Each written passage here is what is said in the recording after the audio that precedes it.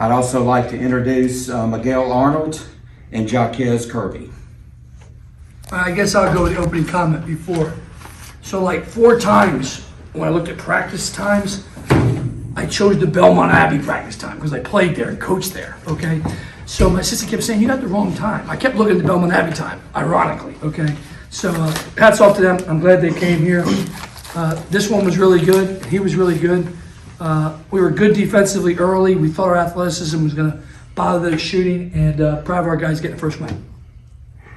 Coach, was that the best offensive performance of the season so far? Yeah, we shot. I mean, we went into tight shot. He missed some bunnies that he usually doesn't miss. And I saw at halftime we were 8 for 11 from 3-point land, and we had 1 turnover. And I think that was a charge on somebody somebody got called for a charge in the first half.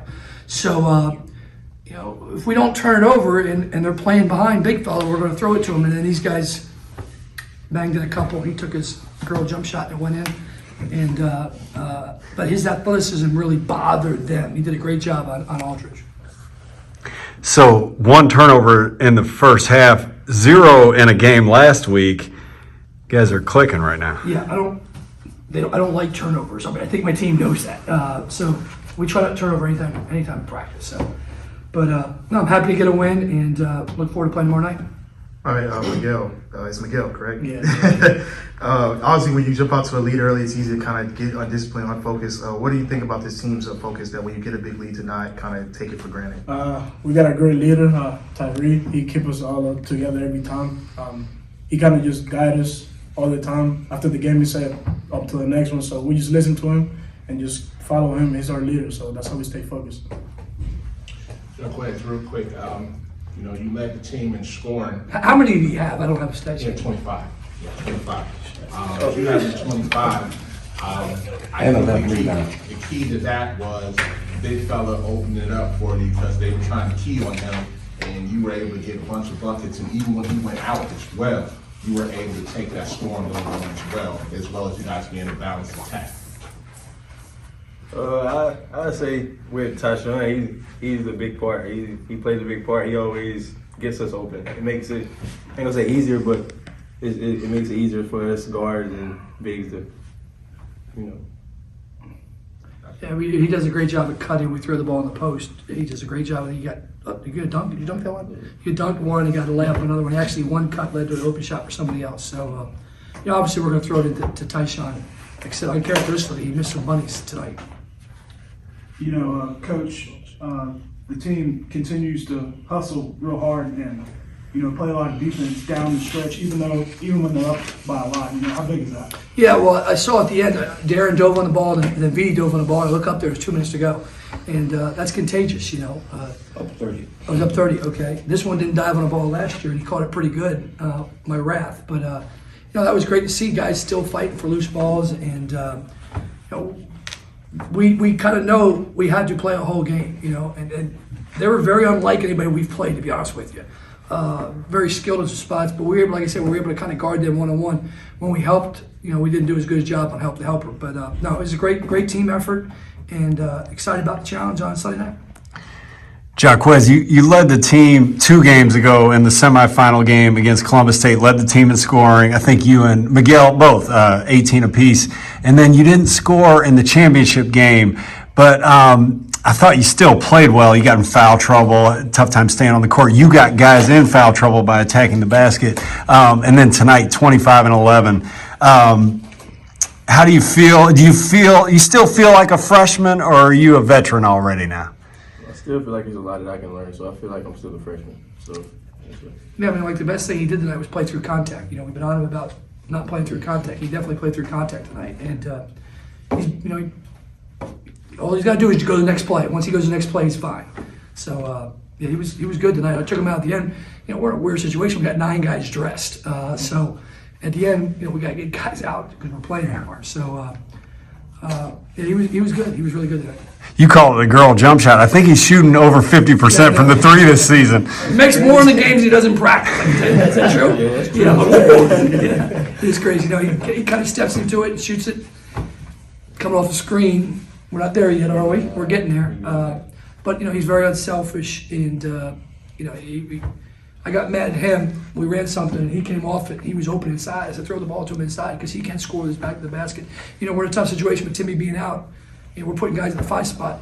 No offense, he hasn't learned the plays from the 4 spot. Now I'm trying to yell at him about learning the plays from the 5 spot. But we were very good defensively, and you know, just happy to be able to get to Sunday. You know, and another thing on Jaquez, I think 2 games ago he had to guard Gaither. Is that right? And then you had to guard Lottie. Tonight, you know, no offense to those guys, but you didn't have that kind of matchup tonight, so maybe that freed him up a little bit. Yeah, well, Quest is a good player, but I kind of thought, you know, we stick him on the other team's best player. You know, that wasn't early in the year. We didn't do that, but we've kind of he's into that role. He doesn't care, and as long as he keeps his hands back and not get in foul trouble, which he didn't do tonight. And whoever we play tomorrow, there's going to be Odie or Kurt. There's a good one, I can tell you that. So we'll prepare for them tomorrow in our film session. All right, and Miguel, you've been on a hot streak as of recently ever since the playoffs started. So you had 22 in the quarterfinals, you had 18 in the semis, 22 in the championship, and now you have 19. What kind of group are you in offensively, and how does that help the team? My teammates trust me. They keep giving me the ball, and they keep, they keep telling me to shoot it. So that's just what I'm gonna keep doing. And I'm in the gym all the time, so that translates to the game. So I'm just going out there and just playing basketball. If anybody scouted us the last 3 games and we yell floppy, he jacks it. Okay, there's another option to it. You shot it like 3 times, you're all floppy, but it's fine.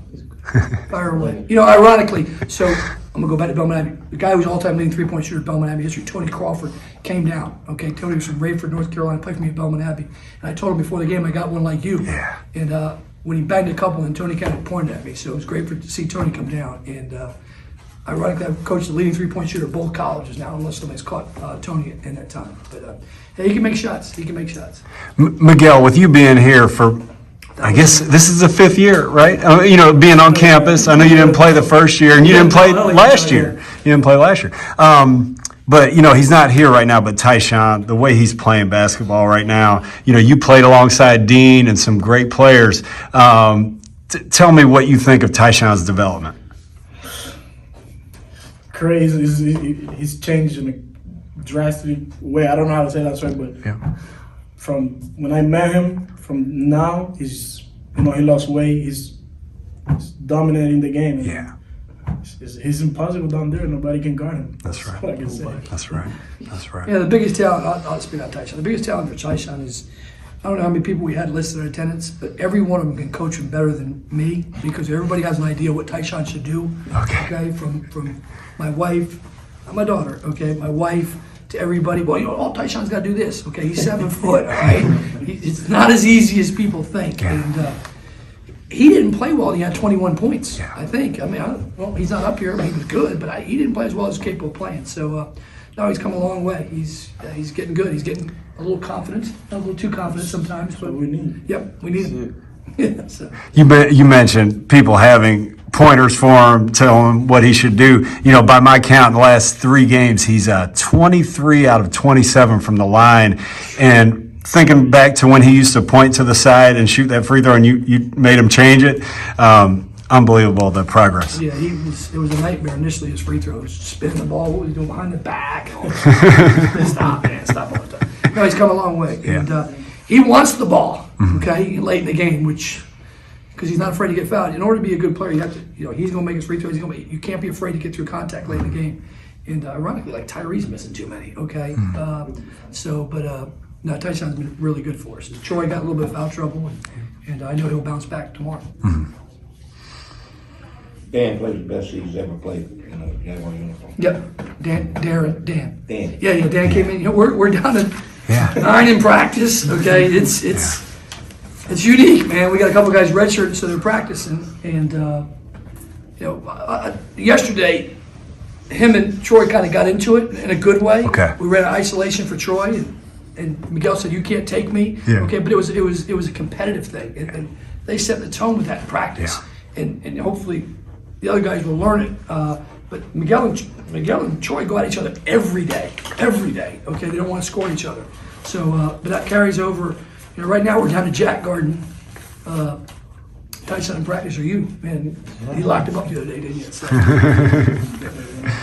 You and Troy were sitting next to each other before the game, so you must have made up after yesterday.